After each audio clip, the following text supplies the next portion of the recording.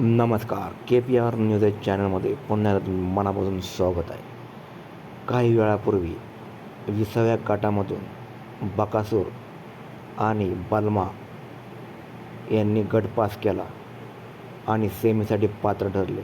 अतिशय वेगामध्ये बकासूर आणि बलमाची गाडी धावली आणि गट पास होऊन सेमीसाठी पात्र ठरली. खूप दिवसानंतर बलमा आणि बकासूरची ही जोडी आज जमली.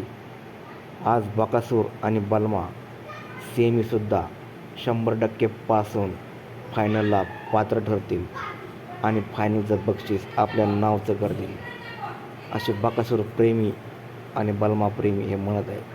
कारण की खूप दिवसानंतर बकासूर आणि बलमा हे एकत्र आल्यामुळे नक्कीच सेमी पास करून ते फायनलला पात्र होतील आणि फायनलचं बक्षीससुद्धा आपल्या नावचं करतील, अशी चर्चा सध्या बकासूर प्रेमी आणि बलमा प्रेमी एक करत आहे.